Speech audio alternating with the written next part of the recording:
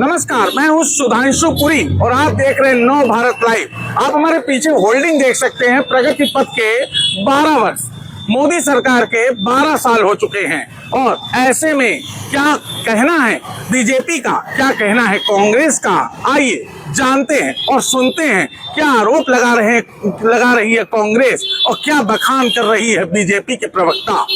यशस्वी प्रधानमंत्री आदरणीय मोदी जी के कार्यकाल के 12 वर्ष पूरे हो रहे हैं और यह यदि देश की समृद्धि खुशहाली की दृष्टि से देखा जाए या गरीब कल्याण योजनाओं के क्रियान्वयन को लेकर देखा जाए, कमजोर वर्ग के पिछड़े तबके के लोगों की समृद्धि खुशहाली को लेकर के देखा जाए, तो जिस तरह से माननीय प्रधानमंत्री मोदी जी ने काम किया, जैसा उन्होंने 2014 में जब उन्होंने दिल्ली की कमान संभाली थी, तो जैसा उनका संकल्प था कि उन्होंने कहा था कि हमारी सरकार इस देश के पिछड़े और गरीब लोगों को समर्पित होगी, वो पूरी तरह से साकार करने का काम किया उन्होंने।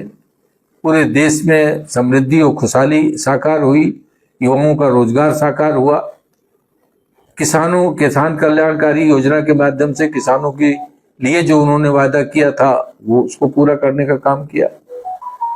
विभिन्न क्षेत्रों में, चाहे इंफ्रास्ट्रक्चर डेवलपमेंट को लेके देखिए, वैश्विक नीति को लेकर के देखिए, या आतंकवाद के खिलाफ जो लड़ाई थी उसको जिस तरह से आतंकवाद को नस्तानाबूद करने का काम सरकार ने किया। श्री अयोध्या जी में रामलला का भव्य मंदिर बनना, माननीय उच्चतम न्यायालय के निर्णय के बाद वो सरकार ने वो सारी परिस्थितियां बनाई जिससे कि वो भव्य मंदिर वहां साकार हो सका। कश्मीर में धारा 370 जो नासूर बनी हुई थी वो निष्प्रयोज्य हुई। तो ऐतिहासिक काम हुए। ये 12 साल विश्वास के हैं, देश की जनता का जो भरोसा है, इसलिए देश के प्रधानमंत्री यशस्वी प्रधानमंत्री आदरणीय मोदी जी के प्रति पूरी मजबूती के साथ देश की जनता खड़ी है कि उन्होंने जो कहा था उसको साकार करने का काम किया। आज भारत विकसित भारत की तरफ बहुत तेजी के साथ अग्रसर है और आत्मनिर्भर भारत के रूप में पूरी दुनिया में अपनी एक दमक भारत ने बनाई है। यह यशस्वी प्रधानमंत्री मोदी जी की जो सफलता है वो विश्वास की है, भरोसे की है, देश की जनता का और नेतृत्व के प्रति जो जनता का है और नेतृत्व का जो जनता से किए गए वादों को पूरा करने का है। विपक्षी दल लगातार आरोप लगा रहे हैं कि महंगाई लगातार बढ़ रही है, इन 12 सालों में महंगाई बहुत बड़ी, रुपया लुढ़क गया, कई तमाम तरीके के आरोप लगाए। देखिए, जो विपक्ष है वो पूरी तरह से हताश निराश है और यही सारे आरोप वो हमेशा लगाते रहे हैं। 2017 को अगर हम उत्तर प्रदेश को देखें या 2019 के पार्लियामेंट चुनाव को देखें या 2022 के चुनाव को देखें, 2024 के चुनाव को देखें, आप लगातार विपक्ष इसी तरह के आरोप लगाता रहा और जनता उसको नकारती रही। अभी पश्चिम बंगाल का चुनाव हुए चंद दिन हुए हैं, वहाँ की सरकार बनी।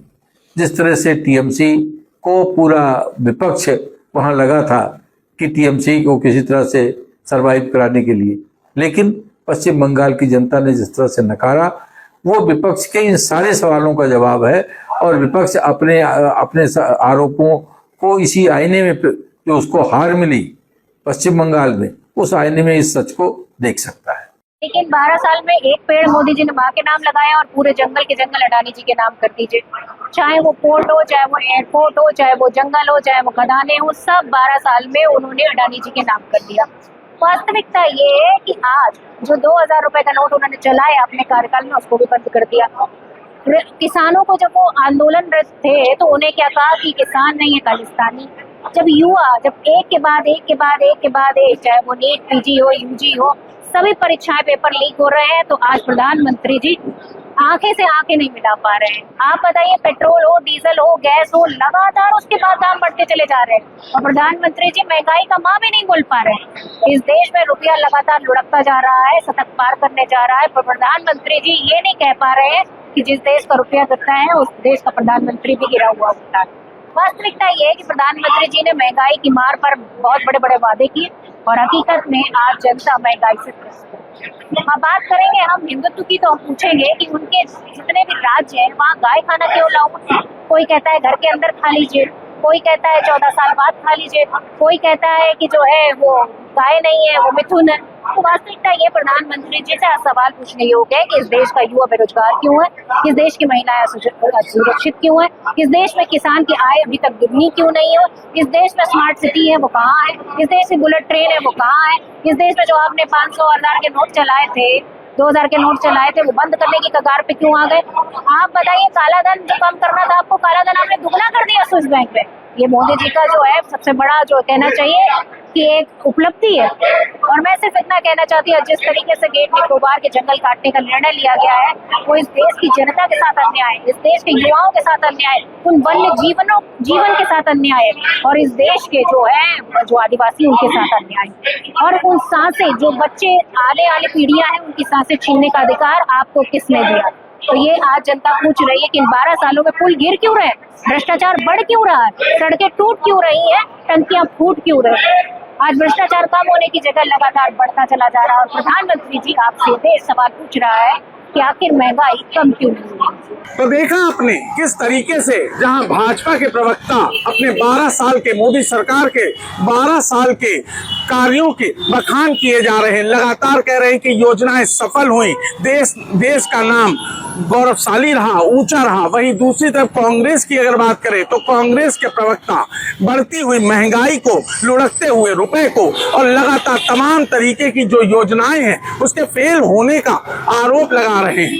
अब देखने वाली बात है कि ये पक्ष और विपक्ष लगातार ये जो 12 साल बेमिसाल कहा जा रहा है और लगातार राजधानी लखनऊ में होर्डिंगें लग रही हैं प्रगति के 12 वर्ष, इसे लेकर आगे क्या रिएक्शन आता है विपक्षी पार्टियों का, क्या देखने वाली बात होगी। कैमरामैन यूसुफ के साथ सुधांशु पुरी, नव भारत के लिए लखनऊ।